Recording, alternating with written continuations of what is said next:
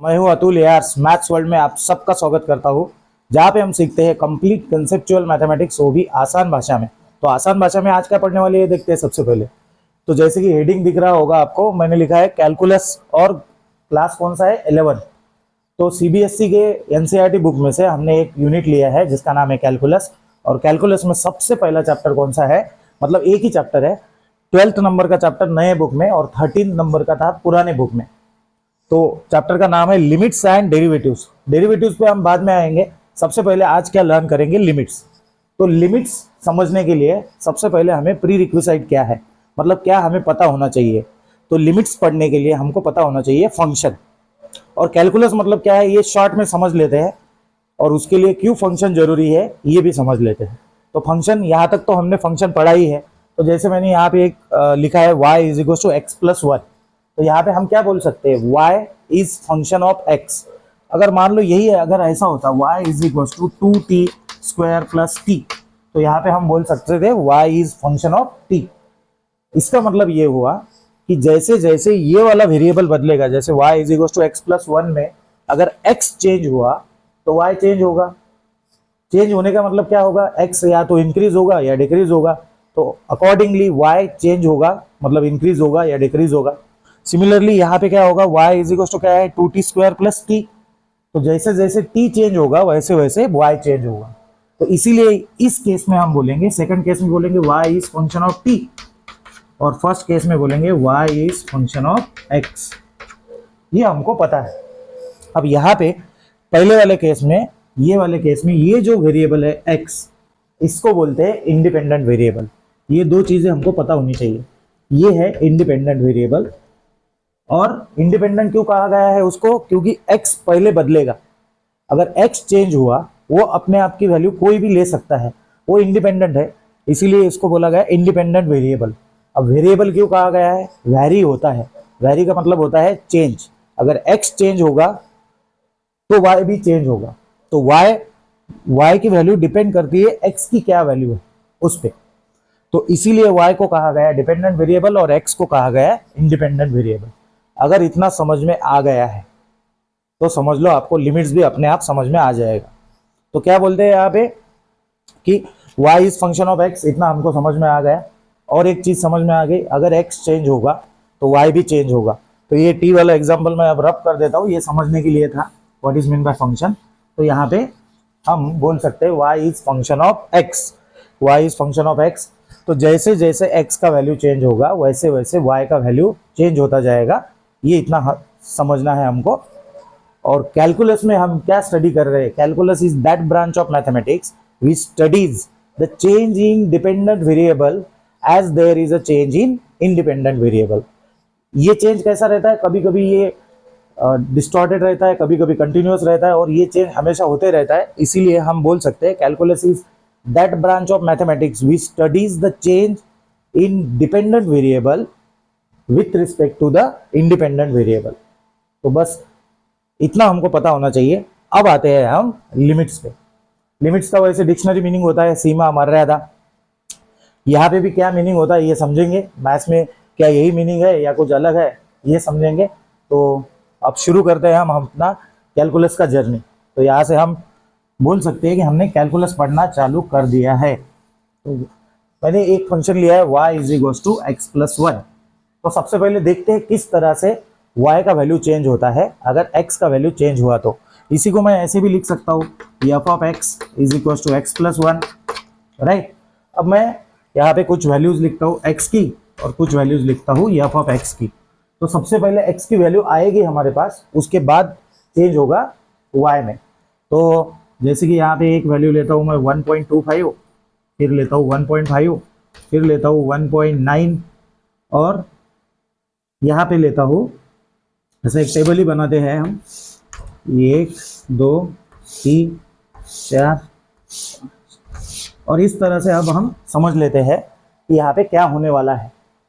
कि लिमिट्स हमको देखो क्या समझना है हमको, लिमिट्स मतलब क्या। तो एक वैल्यू लेता हूँ मैं, जैसे यहाँ पे लेता हूँ 3, यहाँ पे लेता हूँ 2.5, यहाँ पे 2.1 और 2.01। अब देखो जैसे जैसे मैं यहाँ पे वैल्यू डालते जाऊंगा किसका, x का। जैसे जैसे x का वैल्यू इंसर्ट करेंगे उसके अकॉर्डिंग y का वैल्यू चेंज होगा।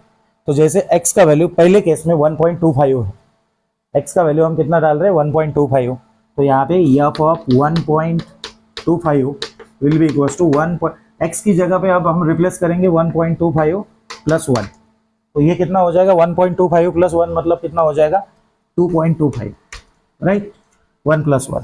सिमिलरली इस केस में अगर हम x का वैल्यू 1.5 डालेंगे तो यहाँ पे हमको मिलेगा आंसर 2.5, इसको लिखता हूँ मैं 2.50। जब हम 1.9 डालेंगे तो आंसर क्या आ जाएगा 2.990, राइट। फिर ये मैंने ब्लैंक छोड़ा है, ये क्यों छोड़ा है ये समझ लेते हैं, क्योंकि लिमिट्स यहीं पे हमको समझ में आएगा। इस केस में भी वैसा ही कुछ होगा, जैसे जैसे मैं वैल्यू डालते जाऊंगा, लेकिन अब मैं क्या करता हूँ, ये वैल्यू जो है ये सबसे पहले जैसे मैंने यहाँ से ऊपर से चालू किया था, अब यहाँ पे नीचे से चालू करते हैं। तो जैसे ही मैं x का वैल्यू 3 डालूंगा तो क्या होगा, y का वैल्यू कितना होगा, y मतलब कौन, f ऑफ x का वैल्यू होगा 4। उसके बाद में जैसे ही मैं 2.5 डालूंगा तो इसका वैल्यू हो जाएगा 3.5। फिर जैसे ही 2.1 डालूंगा तो यहाँ पे हो जाएगा 3.1। जैसे ही 2.01 डालूंगा तो ये y का वैल्यू, देखो लेफ्ट कॉर्नर में हम x का वैल्यू डाल रहे हैं तब हमको f ऑफ x का वैल्यू मिल रहा है, तो यहाँ पे हमको मिलेगा वैल्यू 3.01।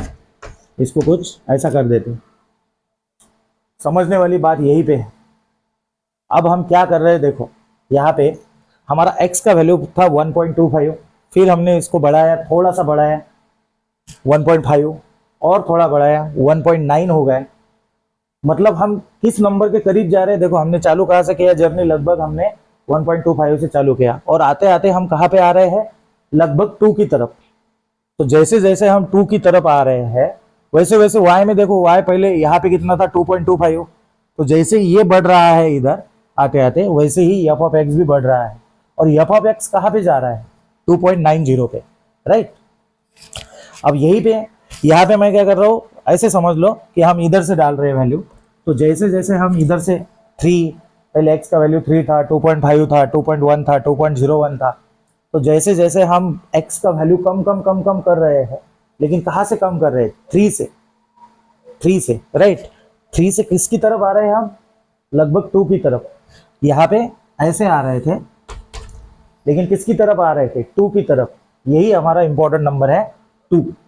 तो जैसे जैसे हम एक तरफ आए, हम देखो 2 के नीचे वाले नंबर लिए और 2 की तरफ आए, 2 से बड़े वाले नंबर लिए और फिर 2 की तरफ आए, तब जाके ये नंबर देखो कहाँ पे आ रहा है, यहाँ पे 4 था, यहाँ पे 3.5 हो गया, फिर यहाँ पे 3.10 हो गया, 3.001 हो गया, 01 हो गया, तो लगभग हम यहाँ पे कहाँ पे आ रहे हैं 3 पे। तो बस यही है लिमिट। अब इसको मैथमेटिकली हम फॉर्मुलेट करते हैं, क्या कर रहे हैं हम एक्चुअली। तो हम अब समझने वाली चीज यहाँ पे ये है कि देखो हम x का वैल्यू 2 ले नहीं रहे हैं, सिर्फ 2 की तरफ जा रहे हैं। x का वैल्यू 2 हम लिया नहीं है अभी तक, हमने क्या किया है, सिर्फ x का वैल्यू 2 की तरफ लेके जा रहे हैं, दोनों साइड से, एक है लेफ्ट साइड और एक है राइट साइड। इसी एग्जाम्पल को हम ग्राफ के हेल्प से भी स्टडी करने वाले हैं। तो सबसे पहले देखो यहाँ पे अब चालू होगा लिमिट्स हमारा। तो हमने एक तो ऑब्जर्व किया है कि जैसे जैसे हम 2 की तरफ आ रहे हैं, इधर से भी आ सकते हैं, इधर से भी आ सकते हैं, तो वैसे वैसे हमारा f ऑफ x कितना हो रहा है 3, चाहे आप लेफ्ट साइड से आओ या राइट साइड से आओ, राइट। तो यहाँ पे हम बोल सकते हैं, इसी को लिखते हैं कुछ इस तरह से, लिमिट। अब x का वैल्यू किसकी तरफ जा रहा है, x is tending towards 2। x tends to 2 का मतलब ये हुआ कि x is approaching towards 2, but it will never become 2। So approaching but do not reaching, it's called as limits. तो यहाँ पे हमने क्या लिखा, लिमिट x टेंड्स टू 2, जैसे जैसे x का वैल्यू 2 के करीब जाएगा तब f ऑफ x का वैल्यू क्या हो रहा है, इस केस में हमारा f ऑफ x मतलब कौन है x प्लस 1, और f ऑफ x का वैल्यू कितना जा रहा है, लगभग 3 की तरफ। तो हम बोल सकते हैं, इसको लिख सकते हैं ऐसा, अभी जो मैं बोला ये है लिमिट x टेंड्स टू 2, जैसे जैसे x का वैल्यू 2 होगा तब f ऑफ x का वैल्यू कितना होगा 3। तो जैसे जैसे यहाँ पे मैं अलग अलग नंबर डालते जाऊंगा f ऑफ x का वैल्यू अलग अलग मिलते जाएगा। तो जब जब मैं x का वैल्यू 2 की तरफ लेके जाऊंगा तब तब यहाँ पर x का वैल्यू हो जाएगा 3, राइट। मुझे उम्मीद है आपको ये समझ में आया होगा। अब समझते हैं LHL मतलब क्या और RHL मतलब क्या। LHL मतलब होता है लेफ्ट हैंड लिमिट और RHL मतलब होता है राइट हैंड लिमिट। तो यहीं पे हम जो यहां से देख रहे हैं, ये जो नंबर है 2 से छोटे वाले नंबर की तरफ से 2 की तरफ आ रहे हैं। मतलब देखो हमने 1 से चालू किया, मान लो 1, 1.25, 1.5, 1.9 और किसकी तरफ आ रहे हैं, 2 की तरफ। 2 से छोटे वाले नंबर, तो मान लो हम नंबर लाइन अगर निकालेंगे, नंबर लाइन पे यहाँ पे मान लो 2 है, तो 2 के लेफ्ट साइड में कौन से रहेंगे नंबर, जो 2 से छोटे हैं, और 2 के राइट साइड में जो 2 से बड़े हैं, राइट। तो आप अपनी तरफ से देखिए, मान लो ये नंबर लाइन है, नंबर लाइन पे यहाँ पे नंबर 2 है, तो इधर वाले नंबर कौन से हो गए आपके लिए, कौन से हो गए, राइट। और ये राइट वाले नंबर मतलब 2 से बड़े रहेंगे और लेफ्ट वाले नंबर मतलब 2 से छोटे रहेंगे। तो ये हो गया हमारा लिमिट। अब समझना है हमको LHL और RHL। इसी एग्जांपल के थ्रू हम समझेंगे। तो हम एक्चुअली क्या कर रहे हैं, इसका ग्राफ निकालते हैं। पहले सबसे पहले इसका ग्राफ निकालते हैं, y is equal to x plus 1 का ग्राफ निकालते हैं और ग्राफ से समझते हैं कैसे ये लिमिट्स होता है। तो x का वैल्यू जब मैं 0 डालूंगा यहाँ पे 1 2 3 4 1 2 3 4 5 6 और लाइक दिस, ऐसे कुछ नंबर लिख दिए हमने। और जैसे मैं x का वैल्यू 0 डालता हूँ तो y का वैल्यू, ये है हमारा y axis f of x और ये हो गया हमारा x एक्सिस, हॉरिजॉन्टल एक्सिस मतलब, राइट। तो अब हम क्या करते हैं, x का वैल्यू अगर मैंने 0 डाला तो y का वैल्यू कितना हो जाएगा, 1, मतलब ये वाला पॉइंट। x का वैल्यू अगर -1 डाला तो y का वैल्यू कितना हो जाएगा, 0। और y 0 कहाँ पे होता है, x एक्सिस पे, राइट, हर जगह पे। जैसे जैसे x का वैल्यू अगर मैंने -1 डाला तो y का वैल्यू होगा 0, मतलब ये पॉइंट आएगा। फिर x का वैल्यू मैं डालता हूँ -2, तब ये हो जाएगा -1। जैसे ही मैं x का वैल्यू -2 डालूंगा मतलब यहाँ पे, तो ये हो जाएगा -1। और इस तरह से ये हमको x का वैल्यू अगर मैंने 1 डाला तो क्या मिलेगा, y का value, y is equal to कितना मिलेगा, 2। x का वैल्यू 1 डाला तो y is equal to 2। x का वैल्यू यहाँ पे 2 डाल दिया तो कितना हो जाएगा, y इज इक्वल टू कितना हो जाएगा, 3। तो 2 डाल दिया तो y इज इक्वल टू हो जाएगा 3। और इन डॉट्स को अगर ज्वाइन करेंगे तो हमको मिलेगा एक स्ट्रेट लाइन। और वैसे भी हम समझ सकते हैं कि this is the equation of straight line. अब देखना है हमको ये वाला पॉइंट 1 2 3 4 5 6, इसमें भी हमको सिर्फ ये वाला पॉइंट देखना है। कौन सा वाला, x इज इक्वल टू 2। यहाँ पे देखो, अब है ये वाला पॉइंट हमारा, ग्राफ पे समझते हैं। मान लो हमने पहले x का वैल्यू 6 लिए, इस इक्वेशन में x का वैल्यू 6 डाला तो y का वैल्यू कितना आएगा, 7। x का वैल्यू फिर इधर से आ रहा है, देखो x का वैल्यू हम अब 6 था पहले, तो y का कितना था, 7 यहाँ पे था, यहाँ पे कहीं आएगा ये लाइन एक्सटेंड करके। x का वैल्यू अगर मैंने 5 किया तो इसका वैल्यू कितना आ जाएगा, y का वैल्यू कितना आ जाएगा, 6। 4 किया तो कितना आएगा, 5। जैसे जैसे मैं x का वैल्यू इधर से लेके आ रहा हूँ, इधर से पहले ज्यादा था 6, 6 से कितना गया, 5, 5 से 4, 4 से 3 और 3 से 2। जब x का वैल्यू 6 था तब ये था, जब 5 था तब और कम हुआ, जब 4 था और कम हुआ, जब 3 था और कम हुआ। और जैसे जैसे मैं 2 की तरफ आया तो x का वैल्यू कितना, y का वैल्यू कितना होगा यहाँ पे, 3। देखो 1 2 3, ये 1 2 3 जय। लेकिन कौन से साइड से आ रहा हूं मैं, ये पॉइंट है हमारा 2, और 2 के कौन से साइड से आ रहे हैं, 2 के राइट साइड से आ रहे हैं, इसीलिए इसको बोलते हैं RHL। RHL का मतलब हुआ, RHL मतलब राइट हैंड लिमिट। जो हमने पॉइंट लिया है उसके राइट हैंड से आ रहे हैं इस तरफ से उस पॉइंट की तरफ, लेकिन उस पॉइंट की तरफ आ रहे हैं, बट उस पॉइंट का मतलब x is approaching towards 2 but it will never become 2। ये ध्यान में रखना है, x is tending towards 2, it is not equals to 2। तो जैसे जैसे हम इधर से आ रहे हैं राइट साइड से, इसीलिए इसको बोला राइट हैंड लिमिट। और राइट हैंड लिमिट को लिखेंगे कैसे, limit x is tending towards 2। अब यहाँ पे कौन से साइड से आ रहा है, राइट साइड से, तो यहाँ पे हो गया प्लस और f ऑफ x। तब जाके हमारा f ऑफ x का वैल्यू कितना हो रहा है, f ऑफ x मतलब कौन है हमारा, x प्लस 1। तो हम इसको लिख सकते हैं लिमिट x टेंस टू 2, और कौन से साइड से, राइट साइड से, तो राइट साइड से x प्लस 1, ये हो जाएगा हमारा आंसर आ रहा है कितना 3।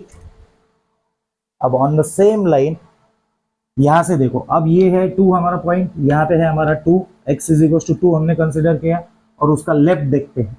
तो मान लो यहाँ पे x का वैल्यू था से -4, जब x का वैल्यू -4 था तो y का कुछ वैल्यू रहेगा ये, जब -3 था तब y का वैल्यू ये रहेगा, राइट। x का वैल्यू जब -2 रहेगा तो ये हो जाएगा, जब -1 होगा तो y का वैल्यू 0 हो जाएगा, जब x का वैल्यू 0 हो जाएगा तब y का वैल्यू 1 हो जाएगा, जब x का वैल्यू 1 हो जाएगा तब y का वैल्यू कितना हो रहा है 2। और जैसे मतलब हम x का वैल्यू इस तरफ से ला रहे हैं, और कहाँ तक ला रहे हैं 2 तक। So we are going towards 2, but from left hand side, मतलब x का वैल्यू कौन से साइड से आ रहा है, लेफ्ट साइड से, तो इसीलिए इसको बोलेंगे LHL। और LHL को लिखेंगे कैसे, आप इस केस में कैसे लिखेंगे, limit x tends to 2, but कहाँ से, on from left hand side. तो कैसे डिनोट करेंगे, जैसे राइट हैंड साइड को हमने प्लस दिखाया, तो लेफ्ट हैंड साइड को हम दिखाएंगे माइनस, और एफ ऑफ एक्स, और एफ ऑफ एक्स क्या है हमारा x प्लस 1। तो जब जब x का वैल्यू 2 हो रहा है, अब ग्राफ पे देखो जैसे जैसे हम 2 की तरफ जा रहे हैं, y का वैल्यू बढ़ते बढ़ते क्या हो रहा है, जैसे जैसे ही हम 2 के नज़दीक जाएंगे y का वैल्यू 3 के नज़दीक जा रहा है। तो हम बोल सकते हैं चाहे आप लेफ्ट साइड से जाओ या राइट साइड से जाओ, तो यहाँ पे हो रहा है, ये आंसर आएगा हमारा 3। अब हमने क्या ऑब्जर्व किया, left hand limit is equal to right hand limit. अगर ऐसा है तो हम बोलेंगे limit at x is equal to 2 exist. और अगर LHL का मान लो आंसर आता, मान लो हमारा 3, और RHL का आंसर आता मान लो 5, तो या इस केस में क्या होता था, LHL is not equal to RHL, और हम बोलते हैं लिमिट डजंट एग्जिस्ट।